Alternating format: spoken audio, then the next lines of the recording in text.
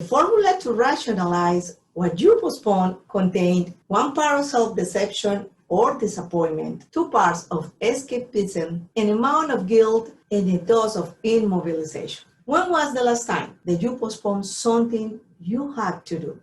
I would like to invite you to observe the main reasons that lead to the practice of procrastination, as well as some of the solutions that can be applied.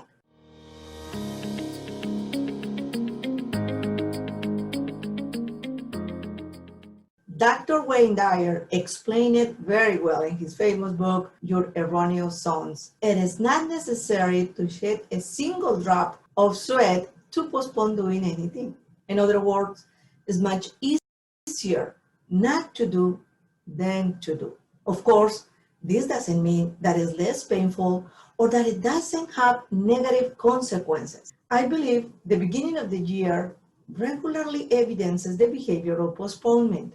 At the end of the year, we begin to receive a large number of advertisements, marketing that want to motivate us to buy agendas and specialized notebooks that will help us achieve our projects the following year. Great tools. Have you bought any of these ones? Now, postponing what we know we should not have as part of our daily lives is the beginning of a really good strategy.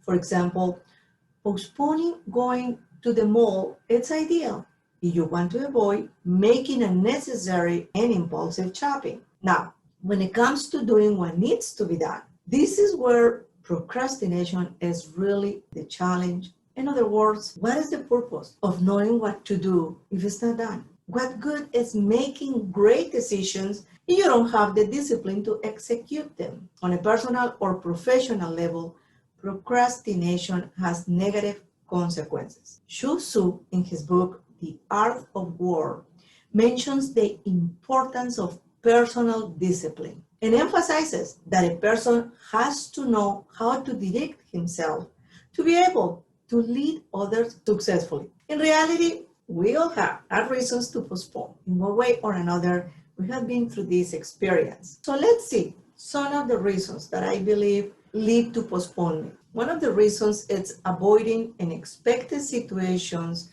that can be unpleasant. Also, delayed change and the risks that usually we have when we start changing. Avoid responsibility and commitment probably. Also, play the role of a critic over those who are really taking action. Another reason is because it facilitates blaming others for mistakes to avoid failure. Also, feed the feeling of security that dreams give you or attract the sympathy of those who feel sorry for you. Justify poor time management and mediocre performance.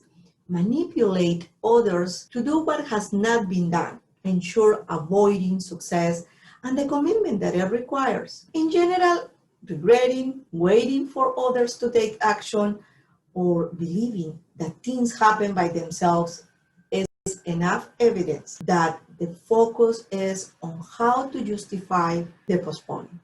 So let's see, what can we do to avoid putting off what needs to be done? But before that, I would like to invite you to follow our videos and continue this discussion not only on this topic, but in other topics that are impacting our leadership and productivity. You will find a coaching question in these videos, plus tips to facilitate you to take immediate action. Remember that you can benefit others if you share this material. You can visit our YouTube channel, subscribe, and click on the little bell so notifications will send to you when the new material is available. Now, let's see, what can we do to avoid putting off what needs to be done? One of the first things that we need to do is recognize that procrastination is affecting our lives and it is eliminating any possibility of success. Also, avoiding the illusion of the future based on dreams or unreal situations. I highly recommend you to stay away from reasoning using expressions such as, maybe that will happen, I hope some take care of that, or let's wait to see what happens. Also, you can make the decision to commit to yourself in your goals based on the purpose and vision of your life and what you really want to achieve. Face your fears and decide to take action today, focusing on your priorities. So if you have not worked on your priorities lately, or you are not 100% clear which ones are the priorities in the most important areas of your life, I would like to invite you to visit us at leadingforce.com and visit our academy, so you can be part of the program Stay Focused, Success Will Follow. In this program, we are going to work on the topic of priorities, because we understand that your success is determined by the decisions you make every day. We're going to start understanding what priorities are and how they work. This is vital to create a plan, which also we are going to do with you.